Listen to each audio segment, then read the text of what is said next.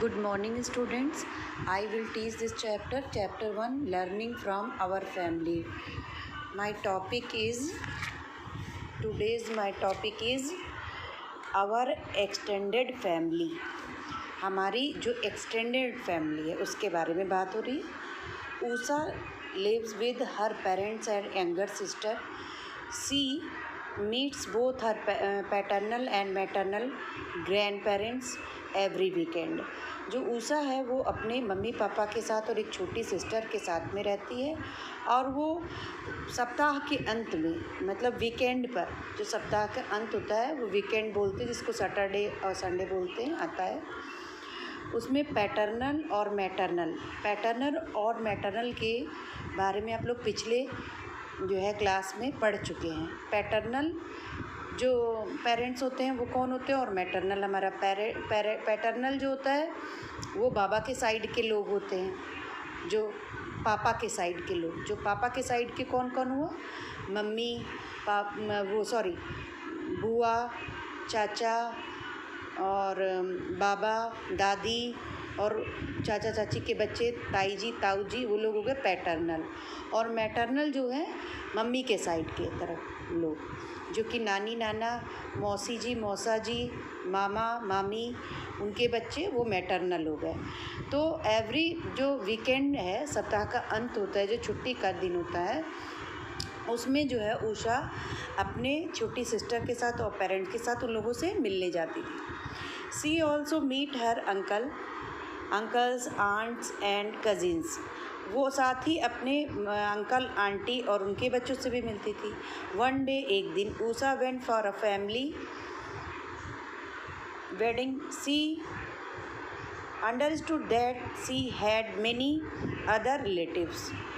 उषा जब गई ना फैमिली के से एक बार शादी में, विवाह में, जैसे कि आप लोग जाते हो शादी विवाह में जाते हो कि नहीं, जहाँ विवाह हो रहा होता, शादियाँ हो रही होती अपने रिलेटिव्स के घर में, तो वहाँ पर उसने क्या जाना, उस दिन जाना कि उसके और भी बहुत सारे रिलेटिव्स हैं, मतलब और भी बहुत सारे रिश्तेदार हैं. आप देखते ही हो कि जब किसी रिलेटिव्स के यहाँ शादी वगैरह होती है तो वहाँ पे जब आप जाकर देखते हो तो बहुत सारे ही रिलेटिव्स आए होते हैं जिनके बारे में आपको पता नहीं होता है, और मम्मी पापा उनसे इंट्रोड्यूस करा रहे होते हैं, उनसे मिल रहे होते हैं, और उनको आपने पहले कभी नहीं देखा होता या देखा होता है या सुना होता है.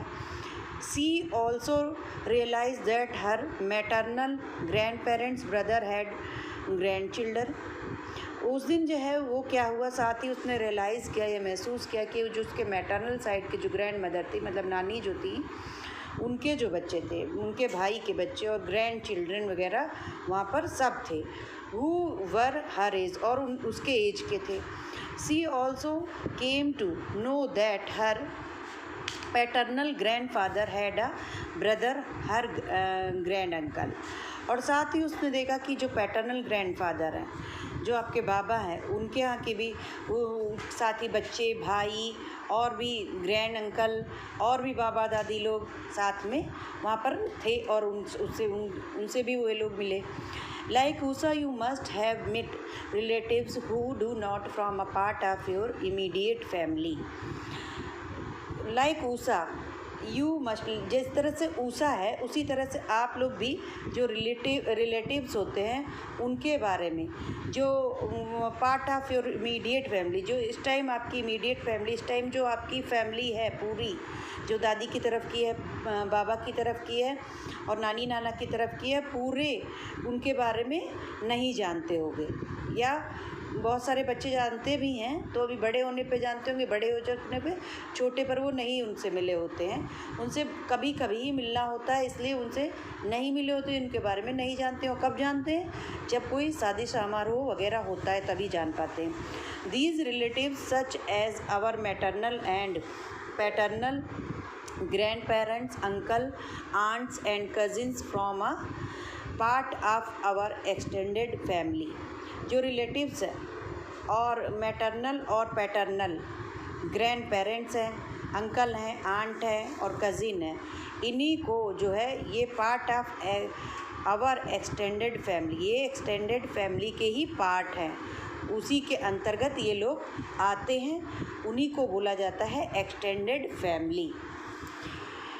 Important of our extended family. Extended family हमारे लिए इम्पॉर्टेंट क्यों है, क्यों महत्वपूर्ण है? जो इस टाइम इमीडिएट फैमिली है, जो इस टाइम जो बहुत सारे लोग हैं, जो रिलेटिव्स हैं, जो हमारे साथ नहीं रह रहे होते, दूर दूर रह रहे होते, दूर किसी अगले शहर में रह रहे होते किसी कारण, जैसे कि आपने पीछे वाले उसमें पैराग्राफ्स में पढ़ा था कि वो या तो पढ़ने की वजह से बाहर गए होते या जॉब के चक्कर में बाहर गए होते हैं, और उनसे हमारा बहुत ज़्यादा प्यार भी होता है, लेकिन वो किसी न किसी मजबूरी से बाहर रह रहे होते हैं, और कुछ के हमारे संबंध अच्छे होते हैं, कुछ से नहीं भी अच्छे होते हैं, लेकिन वो सारे के सारे हैं तो वो हमारे लिए बहुत ही ज़्यादा इम्पॉर्टेंट है। जैसे कि it is Christmas, Jenny's is grandmother is telling her why a star is placed on top of the Christmas tree।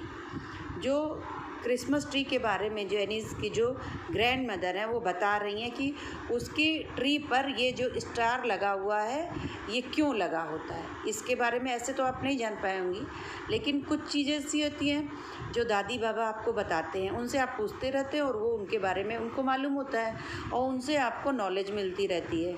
इसी तरह वो एक्सटेंडेड फैमिली के ही मेंबर हैं, जैसे कि दादी हैं आपकी, वो एक्सटेंडेड फैमिली हुई है ना, वो पार्ट हुई एक्सटेंडेड फैमिली का।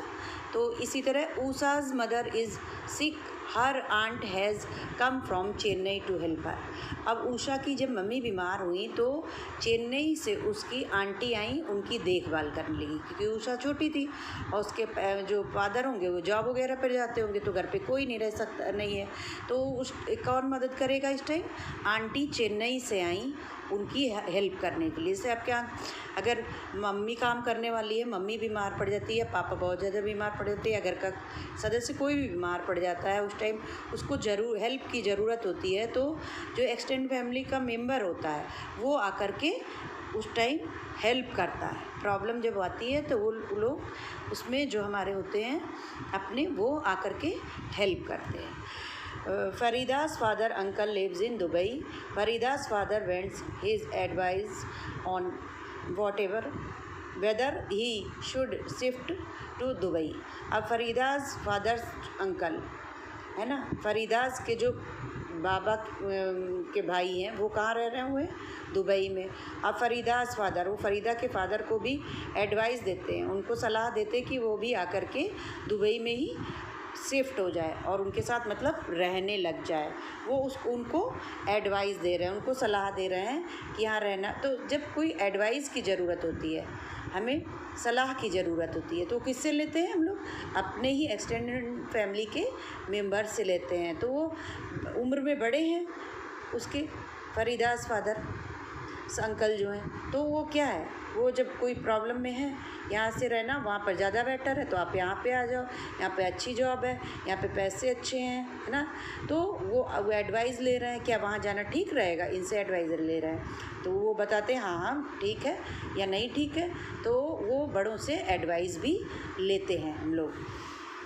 We learn about our tradition and customs from our grandparents and other members of the family. अब जैसे कि हमें ये भी ज्ञान मिलता है, हमें ये भी पता चलता है कि जो हमारे ट्रेडिशन और कस्टम्स हैं, ट्रेडिशन कस्टम्स मीन्स हमारे जो संस्कृति और संस्कार हैं, वो भी हमें अपने ग्रैंड पेरेंट्स से, अपने दादी बाबा नानी नाना से और अदर्स फैमिली मेम्बर से हमें बड़ों से मिलते हैं कि कैसे बड़ों को आदर करना है, झूठ नहीं बोलना है, सच बोलना है, कैसे रिस्पेक्ट करनी है, और जो संस्कार होते हैं घर के संस्कार, सुबह जल्दी उठना है, फिर इस टाइम पढ़ाई करना है, पढ़ाई क्यों ज़रूरी है, ये सारी चीज़ें अच्छे अच्छे गुण है, कुछ काम करने के नियम है, हम सफाई का नियम है, और कुछ वो उनको देखने से उनको सिखाते हैं, तो क्या होता है बच्चों में वो आते अपने आप ही आते जाते हैं। वो घर के जो संस्कार होते हैं, बड़ों का सम्मान करना, घर में कोई अतिथि आए उसका सम्मान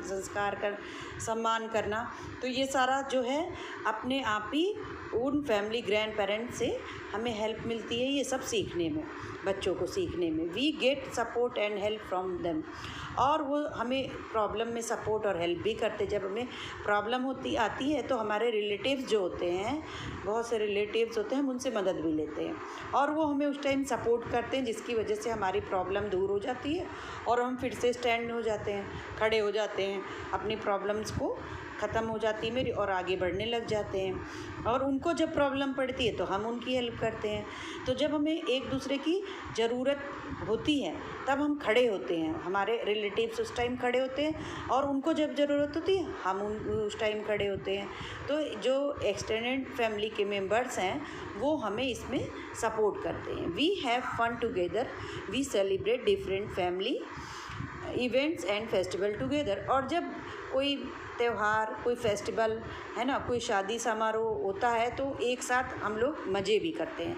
अब वो साथ में मिलते हैं, कभी कभी साल में एक बार मिले, चाचा ताया के लड़के मिले, मामा मामी के बच्चे मिले।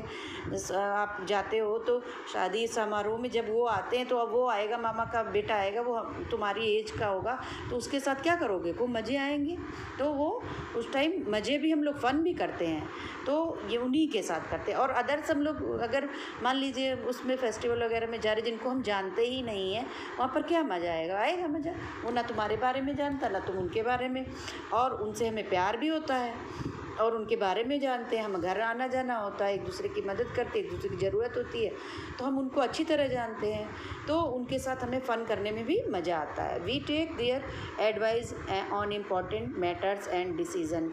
और जब हमें कोई इम्पॉर्टेंट हमारा जो वर्क होता है, मैटर होता है, घर का कोई महत्वपूर्ण मैटर होता है जिस पे हमें डिस्कशन की ज़रूरत होती है, जिस पे एडवाइस सलाह की ज़रूरत होती है, तो उस टाइम भी हमारे जो एक्सटेंडेड फैमिली के मेंबर्स हैं, जैसे दादी बाबा, नाना नानी, ताया ताई, है ना, चाची चाचा और मामा मामी, हम उनसे, बड़ों से जिन पे हम विश्वास करते हैं उनसे हमें सलाह भी लेते हैं और वो हमें सही सलाह भी देते हैं और वो हमारी जो उनकी सलाह से हमारे काम बन जाते हैं, तो उस टाइम भी वो हमारी हेल्प करते हैं। तो एक्सटेंडेड फैमिली के बारे में समझ में आया आपको? ये 4 पॉइंट हैं जो बहुत ही इम्पॉर्टेंट हैं, जिससे कि हमें एक्सटेंडेड फैमिली की इम्पोर्टेंस के बारे में पता चलता है कि वो हमारे लिए कितने ज़रूरी हैं। तो अभी आपको ये समझ में आ गया होगा। अब यहाँ पर अगर कोई भी प्रॉब्लम आती है कहीं पर भी इस चैप्टर में, तो आप मुझे कॉल करके पूछ सकते हैं। Thank you.